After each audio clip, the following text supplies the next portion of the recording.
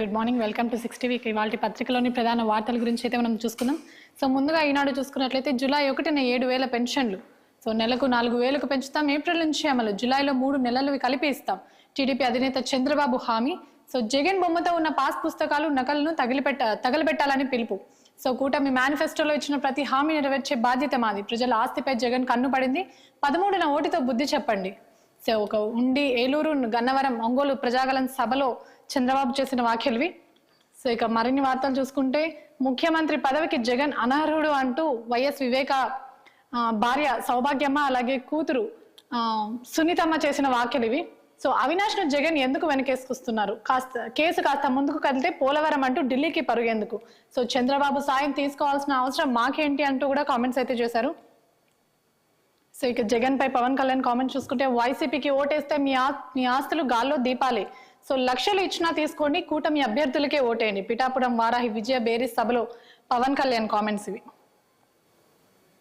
So కడపలో YS Sharmila చేసిన comments కూడా మనం ఇంకా చూసుకోవచ్చు. కడప గడ్డపై కన్నీరు పెట్టుకున్న రాజన్న బిడ్డ. అన్న జగన్ మాటలపై భావోద్వేగానికి గురైన షర్మిల, చెల్లెల్ని వ్యక్తిగత హననం చేయించిన వ్యక్తిగా చరిత్రలో నిలిచిపోతారని వ్యాఖ్య. సో ప్రజల జీవితాల్లో సంతోషమే చంద్రబాబు ఆకాంక్ష. పేదలకు, యువతకు ఏదో చేయాలనే తపన ఆయనలో ఎప్పుడూ ఉంటుంది. సో నారా భువనేశ్వరి కామెంట్స్ ఇవి. సో ఢిల్లీ లిక్కర్ కేసులో అరెస్ట్ అయిన కేజ్రీవాల్ కు నిన్న బెయిల్ మంజూరైన సంగతి తెలిసిందే. కేజ్రీవాల్ కు 21 రోజుల బెయిల్. ముఖ్యమంత్రి కార్యాలయానికి వెళ్లొద్దు, అధికార దస్త్రాలపై సంతకాలు చేయొద్దంటూ కూడా షరతులతో విధించిన సుప్రీంకోర్టు అయితే బెయిల్ అయితే విడుదల చేసింది. సో ఇక మరో పత్రికలోని ప్రధాన వార్తలు చూసుకుంటే, సో గొంతు నొక్కేస్తున్నారు. మంగళగిరి, పుత్తూరు, కడప ఎన్నికల సభల్లో CM YS Jagan comments. So 5 ఏళ్లకు ఎన్నుకున్న ప్రభుత్వాన్ని 57 నెలలకే అంతం చేసే కుట్రలు. మీ జగన్ నొక్కిన బటన్లు కోర్టు పేరుతో డబ్బులు ఆపేశారు. మీరు నులిమేది నా అవ్వాతాతలు, అక్కా చెల్లెమ్మలు, రైతన్నల, విద్యార్థుల గొంతులే. సో ఇవేవో ఎన్నికల కోసం తెచ్చిన పథకాలు కావు. ఎన్నికలకు 2-3 నెలల ముందు తెచ్చినవి, అంతకంటే కాదు. 5 ఏళ్లుగా కొనసాగుతున్న స్కీములను అడ్డుకున్నారు. సో అవ్వాతాతలకు ఇంటికే పెన్షన్లు అడ్డుకున్నారు. వీటి కోసం మీ బిడ్డ కోర్టుకు వెళ్లాల్సిన పరిస్థితి తెచ్చారు. చంద్రబాబువి ఊసరివెల్లి రాజకీయాలు. వెనుకబాటుతనం ఆధారంగానే ముస్లింలకు 4% రిజర్వేషన్లు. మైనార్టీలకు మీ బిడ్డ జగన్ ఎప్పటికీ తోడుగా ఉంటారు. వైఎస్ఆర్ బాటలో మరో 4 అడుగులు ముందుకేశాం. ముస్లింలకు 7 అసెంబ్లీ సీట్లు ఇచ్చి రాజకీయ రిజర్వేషన్లు కల్పించిన ఘనత మనదే అంటూ కూడా అయితే కామెంట్ చేశారు. సో ఇక్కడ మరోసారి షర్మిల కామెంట్స్ చూసుకోవచ్చు. చంద్రబాబు షర్మిల మిలాఖత్. టీడీపీ, బీజేపీ, జనసేన కూటమికి ప్రయోజనం చేకూర్చేలా ఆమె ప్రచారం. ముఖ్యమంత్రి వైఎస్ జగన్ పై చంద్రబాబు గ్యాంగ్ చిమ్ముతున్న విషయాన్నే వెదజల్లుతున్న పీసీసీ చీఫ్. చంద్రబాబు సూచించిన మేరకు అసెంబ్లీ, లోక్సభ స్థానాలకు కాంగ్రెస్ అభ్యర్థుల ఎంపిక. ప్రతిఫలంగా కడప లోక్సభ స్థానంలో షర్మిలకు టీడీపీ, బీజేపీ ఓట్లు బదలాయించేలా లోపకారి ఒప్పందం.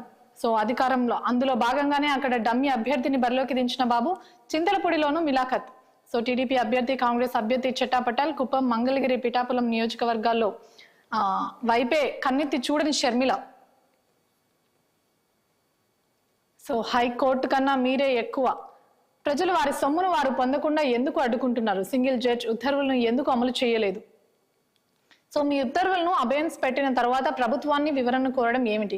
గతంలో ఏపీలో పసుపు కుంకుమ, అన్నదాత సుఖీభవ, తెలంగాణలో రైతు బంధుకు అనుమతించారుగా, ఇప్పుడెందుకు అనుమతి ఇవ్వరు? ఇవి పాత పథకాలేగా.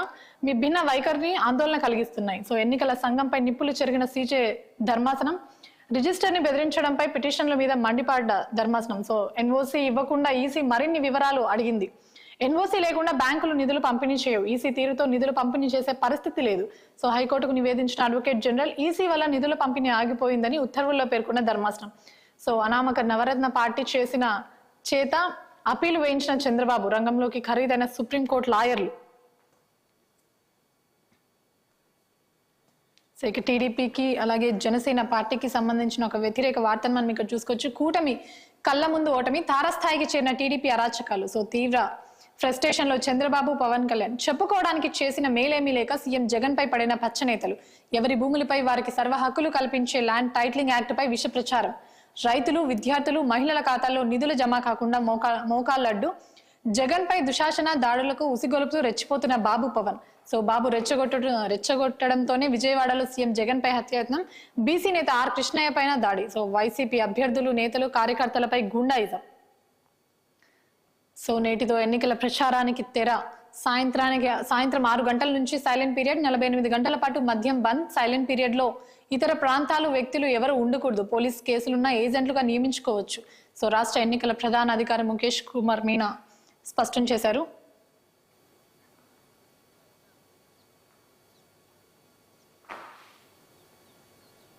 సో ఇక ఆంధ్రజ్యోతిలో ప్రధానంగా చూసుకుంటే బటన్ కుట్రలు బద్దలు. సో జగన్ నాటకం బయటపెట్టిన ఎన్నికల కమిషన్ జనవరి మార్చ్ మధ్య 6 పథకాలకు బటన్ నొక్కాడు. సో నెలలు దాటినా ఖాతాలోకి జమ చేయకుండా జాప్యం, పోలింగ్ ముందు ఖాతాల్లో వేసి లబ్ధి పొందే కుట్ర. సో హైకోర్టు ఇచ్చిన వెసులుబాటుతో అర్ధరాత్రి హంగామా, అనుమతి కోసం ఈసీకి సీఎస్ జవహర్ రెడ్డి లేక వరుస ప్రశ్నలు సంధించిన ఎన్నికల కమిషన్. జనవరి మార్చ్ మధ్య మీ ఆర్థిక పరిస్థితి ఏమిటి? 6 పథకాలకు ఇప్పుడే నిధులు ఎలా వచ్చాయి? ఇవే పథకాలకు గతంలో ఎప్పుడు జమ చేశారు? ఇన్ని నెలలు ఇవ్వకుండా ఇప్పుడు అర్జెంట్ ఏమిటి? సో బదులు ఇవ్వాలని సీఎస్ కు ఈసీ ఆదేశం. సీఎస్ సమాధానంతో కుట్రపై మరింత స్పష్టత కావాలని నిధులు విడుదల చేయలేదని నిర్ణయం. సో పోలింగ్ తర్వాతే జమ చేయాలని సీఎస్ కు ఆదేశం. సో ఇక నిధులకు సంబంధించి మరికొన్ని పాయింట్స్ చూసుకుంటే నిధుల పంపిణీకి ఈసీ ఎన్ఓసి ఇవ్వలేదు. 11 నుంచి 13 వరకు సొమ్ము జమ చేయవద్దని సింగిల్ జడ్జి ఉత్తర్వులు అన్నారు. సో అప్పీళ్లపై విచారణ జరిపి ఏం ప్రయోజనం అంటూ హైకోర్టు అయితే ప్రశ్నించింది. సో నేటి సాయంత్రంతో ప్రచారం సమాప్తం అంటూ కూడా ఇంకోసారి ప్రధానంగా చూసుకోవచ్చు. సో ఇక్కడ చూసుకుంటే జగన్ కు ఓటేస్తే ఉరితాడే, మీ బిడ్డనంటూ మీ భూమి కొట్టేస్తాడు. సో చంద్రబాబు కామెంట్స్ ఇవి. సో ఆయన మళ్ళీ వస్తే మీ ఆస్తి మీద కాదు ఉరితాళ్లు అంటూ కూడా కామెంట్ అయితే చేశారు. టైటిలింగ్ రిజిస్ట్రేషన్ ఆఫీసర్లను ఆయనే నామినేట్ చేస్తాడట, కోర్టుకు వెళ్ళకూడదట. సో జగన్ ప్రైవేట్ గా పెట్టుకున్న వ్యక్తికి ప్రజల ఆస్తులపై పెత్తనం ఏంటి? మన భూమి మన బిడ్డలకు దక్కాలంటే ఈ దొంగ బిడ్డను ఇంటికి తరలించాలి. సో నేటి సాయంత్రం 4 గంటలకు ఆ చట్టం పత్రాలను చించి చెత్త బుట్టలో పారేయండి. నా 2వ సంతకం ల్యాండ్ టైటిలింగ్ రద్దుపైనాయి. సో రాజముద్రతో కొత్త పాస్బుక్లు ఇస్తా అంటూ కూడా అయితే హామీ ఇచ్చారు. సో ఇక పిఠాపురంలో నిర్వహించిన road show, Pawan Kalyan road షోకి సంబంధించిన కొన్ని కామెంట్స్ చూసుకున్నాం. ఆస్తుల రక్షణ కోసం కూటమికే ఓటేయండి, లేదంటే జగన్ వచ్చి ప్రజల ఆస్తులు అమ్మేస్తాడు. వైసీపీ నేతలకు తెలుగు జాతి తల వంచదు, వారిని మట్టిలో పాతేస్తాం. ఎన్నికలకు ముందే జగన్ భయపడుతున్నాడు. ఏపీ దశ మార్చే ఎన్నికలు పిఠాపురం నుంచే. సో పిఠాపురం సభలో జనసేన అధినేత పవన్ కళ్యాణ్ పిలుపు. సో ఇక్కడ కూడా నారా భువనేశ్వరి కామెంట్సే. చంద్రబాబు ప్రజల్లో దేవుడిని చూస్తారు, నిజం గెలవాలి, యాత్ర అరుదైన ఘట్టం. సో బాబు అరెస్టుతో చాలా బాధపడ్డాను. 204 మంది కార్యకర్తలు చనిపోయారు. 5 ఏళ్ల వైసీపీ పాలనలో రాష్ట్రం ధ్వంసమైంది. మహిళలను దూషించే హక్కు ఎవరిచ్చారు? కూటమి ప్రభుత్వంతోనే రాష్ట్రానికి మేలు. సో బాబుకు కుప్పంలో 1,00,000 మెజారిటీ ఖాయం అంటూ కూడా అయితే ధీమా వ్యక్తం చేశారు. సో ఇక మరోసారి షర్మిల కామెంట్స్ చూసుకున్నట్లయితే, నీ కోసం త్యాగం చేశానని బైబిల్ పై ప్రమాణం చేస్తా, నేను డబ్బులు పోస్ట్ అడిగానని ప్రమాణం చేయగలరా? సో జగన్ కు షర్మిల సవాల్. నన్ను రాజకీయాల్లోకి తీసుకొచ్చింది ఎవరు? పాదయాత్ర సమయంలో పార్టీ అంతా నా చుట్టూనే. రాజకీయ ఆకాంక్ష ఉంటే వైసీపీని హైజాక్ చేయలేనా? సో అవినాష్ రెడ్డి చెప్పిన మాటలకు కన్విన్స్ అవ్వడానికి నువ్వెవరు? నువ్వేమైనా రాజ్యాంగమా? సో జగన్ కు సూటి ప్రశ్నలను కూడా చెప్పుకోవచ్చు. సో మీ రాజకీయాల కోసం నన్ను నెపోటిజం అంటారా? నాపై తప్పుడు ప్రచారం చేయించినందుకు జగన్ చరిత్రలో నిలిచిపోతాడు. పెయిడ్ ఆర్టిస్టులకు కుక్క బిస్కెట్లు వేసి మరీ నాపై నిందలు వేశారు. సో ఇవి ఆంధ్రజ్యోతిలో ప్రధానంగా ఉన్న వార్తలు.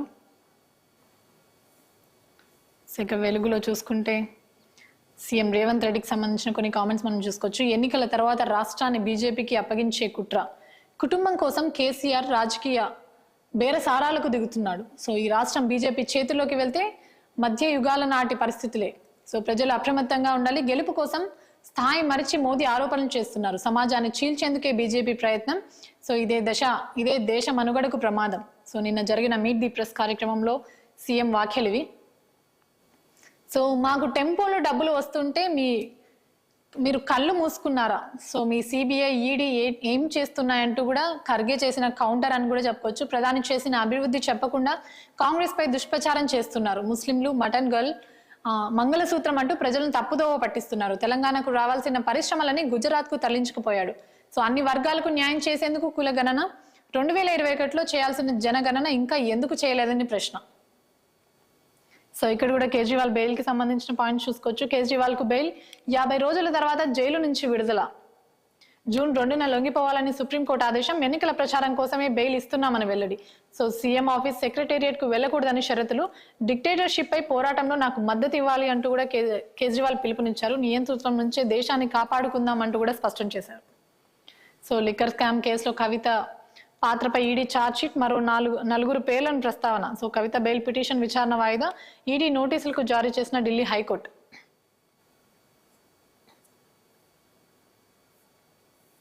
సో ఇక బ్యానర్లో చూసుకుంటే మోడీకి సంబంధించిన కొన్ని పాయింట్స్ చూసుకోవచ్చు. 10 ఏళ్లలో 1,00,000 కోట్లు ఇస్తే బీఆర్ఎస్ జేబులోకి పోయినాయి. కరప్షన్, ఏటీఎం పెట్టి పార్టీ రాష్ట్రాన్ని లూటీ చేసింది. రిజర్వేషన్లు, హక్కులు, రక్షణ కోసం నేను ప్రజలకు చౌకీదార్లా ఉంటా. బీజేపీ వచ్చాకే దేశంలో బాంబ్ బ్లాస్ట్లు ఆగాయి. జూన్ 4న దేశం గెలుస్తుంది. 140 కోట్ల మంది సంకల్పం గెలుస్తుంది. రాష్ట్రంలో బీఆర్ఎస్ కాంగ్రెస్ జిరాక్స్ కాపీలా మారింది.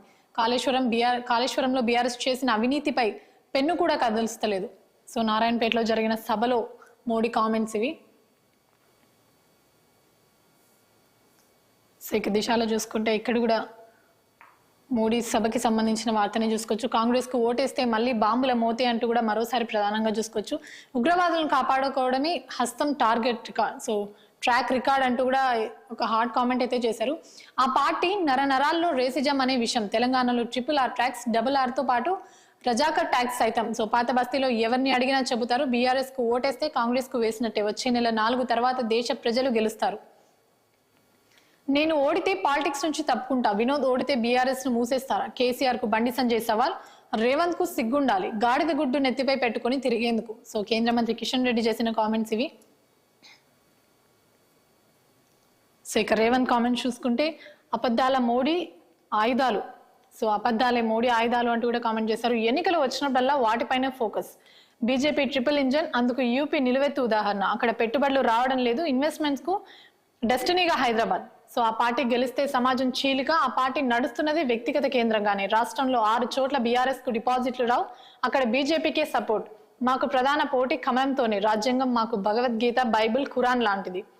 సో మీట్ ది ప్రెస్ లో మరికొన్ని కామెంట్స్ కూడా ఇందాక చూసుకున్నాం. సో ఇక కేసీఆర్ కామెంట్స్ ఇక్కడ చూసుకున్నట్లయితే కార్పొరేట్ గద్దలకు బీజేపీ సర్ది. చేనేత మీద జీఎస్టీ విధించిన ఏకైక ప్రధాని మోదీ. బీఆర్ఎస్ పథకాలు రద్దు చేస్తున్న కాంగ్రెస్. సిద్దిపేట సిరిసిల్ల రోడ్ షోలో కేసీఆర్ కామెంట్స్. సో ఇవి ప్రధానంగా పత్రికల్లో ఉన్న వార్తలోని మరిన్ని విశేషాలు డిబేట్లో చర్చించే ముందు చిన్న బ్రేక్ తీసుకున్నాం. Stay with us.